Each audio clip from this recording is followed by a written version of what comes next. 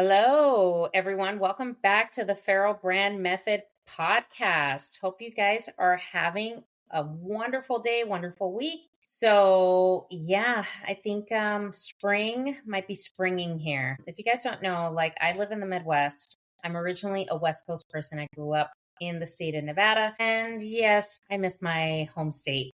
I'll take my 100-degree weather over this negative 20 because this is bullshit. So, yeah. I'd rather have sand, beach, sun, and wearing a fucking bikini. So that's where I'm at. So summer is coming, and yes, I'm ready for it. So once again, thank you for continuing to listen, subscribe to the podcast. Got some juicy stuff coming for the podcast and some juicy videos coming to the TikTok channel. So make sure you guys follow my TikTok page. I like to go feral on TikTok because TikTok is one of my favorite platforms. It's a love-hate relationship when it comes to Instagram. And then Facebook, if you ever see me on Facebook, it's probably very far few in between. So I am just, not a fan of Facebook anymore. Make sure you guys share this podcast with somebody that needs to listen to it and needs help with their content strategy. Because I am very strategic in content. I help other women with personal brands as far as their content, and I help you go feral in your content. So we build it out, along with your birth chart. We implement the blueprints in that. And I, make an impact with some very powerful fucking women. Plus, I got a awesome venture that I'm doing with my coach, Tay Daniels. So make sure you guys stay tuned for more of that. So let's get into today's episode. So in today's episode, we're going to dive deep in stop calling it imposter syndrome.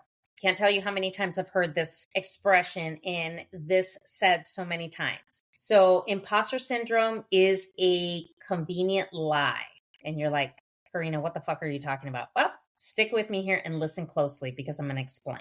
Now, when it comes to imposter syndrome, because I am guilty of this, okay, it's not really imposter syndrome that we're really worried about. It's a fear of visibility and some consequences that can come behind it. Now, when we post content on social media, we get on social media, we post anything, whether it's a picture, a video, a meme, it doesn't matter. You open up yourself for that visibility for people to comment and haters to comment as well.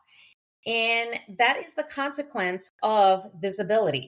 So I don't really think it's imposter syndrome. I think it's more fear of visibility because of not being liked and out there for the world and open up yourself to haters. Listen, if you have haters, you've made it. And trust me, in my other brand, I got some fucking haters, but those haters continue to buy my shit. So I guess I'm winning in the end, huh? Like Cardi B says, because they download her stuff. The haters download their stuff. So yeah. Anyhow, fear of visibility comes with certain things, fear of not being relatable. We don't want to be relatable. We want to be respected and trusted in this industry because that's how we fucking get paid. So one of the problems that I see is, you're qualified, but you're afraid to post that content because you feel, oh, well, so-and-so is doing the same things. How am I going to impact people? Well, so-and-so is not you. They can't create content like you. So they're not you. So what's the difference? Okay. And you just have to find that angle that the other person doesn't have that makes you different and sets you apart from people. The other problem is you still hesitate to claim authority. I can't tell you how many women just don't want to be feral. Like, what is wrong with being feral? Like, some men love feral women. I know that one of my relationships, he absolutely loved that I was feral because it's just, I don't know if it was just a turn on for him, but he was still a very just, masculine man and, was like, okay. And, would take the lead and take charge and stuff like that. And I felt very feminine in his presence, but he loved it when I went feral. There was something that probably turned him on about that. So claiming authority is being unapologetic, standing in your power, and owning your shit. Like, I don't understand why women hesitate, because I don't care who dislikes me. It's not about, I don't have a fear of being disliked. Actually, it's okay if you dislike me. Then that means you're not my people. Okay. And then we downplay experience. Like, you are the shit and you are the expert in whatever niche you are in and that you have a personal brand in, and you downplay that. Why? Just because other people are doing it too doesn't mean they're doing it the same as you. And then you wait to get more certifications and more qualifications. Oh my God, like, stop. Okay. A lot of the people that I follow and a lot of just the women that are in the same container that I am, and the coach that I retain, okay, and I continue to be in her container, is not because of certifications. It's because of life experiences. It's because of things that they have experienced, and they've gotten knowledge and they've learned. That's what you want, okay? That's why I follow certain creators, because what they teach is from life experience. Everything that I teach in my program is from life experiences and things that I've gone through and things that I've done, failures that I've had, and things that I've done differently in my business. So let's not wait for fucking certifications. Okay. So this is one of the solutions that I think is possible. You don't feel like an imposter. Okay. I think you feel exposed. I think you feel exposed because you're visible and people may not have the same opinion as you. People may not like you. People may not relate to what you're doing, and that is okay. But guess what? That clarity replaces the shame. People will shame you. People will hate on you. People will do all kinds of things. And that's what happens in the world of social media. Okay. You could put a picture of a flower and people will criticize that. It's true, okay? Because it happens every day. It could be a simple flower. That's it. And people will fucking criticize that and say how ugly it is and not relate and this and that. So clarity replaces shame, okay? So what happens is that you need to be a threat when it comes to visibility, because nothing terrifies people more than when you have that power where you just do not give a fuck and you're going to give your opinion. I know there's this lady on TikTok where she was getting shamed because she is a bigger woman.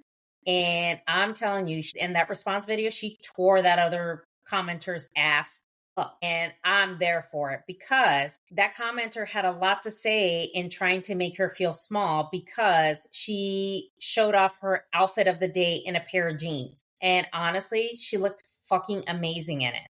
That's the kind of threat that people don't like, when they, clap back, and that visibility is like, no, this is me. This is my power. I'm owning this authority. You can fuck off. And it's a threat to people. And that's how more women need to be in their brands. And then social rejection. Now, people are going to reject a lot of your messages. People are going to reject what you're doing. People are going to reject the messages you're trying to get out there. That's fine. Guess what? We don't need their permission.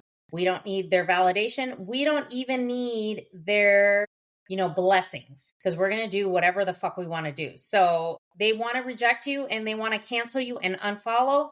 Bye. Hopefully the door doesn't hit you in the ass. Okay. And then we have to stop worrying about and having fear on backlash when it comes to our power. Okay. So you can own that authority and you can be the powerhouse in your brand. Of course, people are going to say, oh, are you too much? And you cuss too much. Then go find a creator, go find a business owner that wants to be your fucking bestie. We're not doing that here. We're going feral, because that's what creates impact. That's what reaches more people. That's what gets people out of this, comfort zone. And it gets them out of this hustle mode. It gets them out of this shit and actually builds an impact. And there's a community of women that's band together. So when it comes to our power, don't have fear, because people are going to hate you. People are going to say nasty shit about you. People are going to have nasty comments. And you know what? Who cares? You don't have to respond to any of it. Okay. You don't have to, read any of the comments. You don't have to engage in any of the negative backlash, because you know who you are. You're unapologetic and you're creating a message, because there are people that are listening, and people who want to hate, they're not your people. The only reason that they're going to hate is because they can't do the same thing that you're doing. That's why. So you have to make sure that you can't live in this imposter syndrome. Okay. It's a fear of visibility, and you can't be scared to be visible because that is just leading out of your comfort zone. Because being visible is going to create discomfort. It's going to create fear. It's going to make you unsure. Yes, you're going to feel all those things, but you a bad bitch and you just have to say, fuck it. I'm just going to do it because that's what I've done. And that's why I'm successful in 2 brands. So I want you to post your biggest power truth on your social, in whatever social platform you're on, and stop hiding yourself, stop censoring yourself, and stop leading out of your comfort zone. So that is your homework. So that is it for this podcast episode. Make sure you guys follow along on TikTok, subscribe to the podcast show, and make sure that you go feral in your content. So thank you so much for listening to this episode, and I will chat with you guys in the next episode.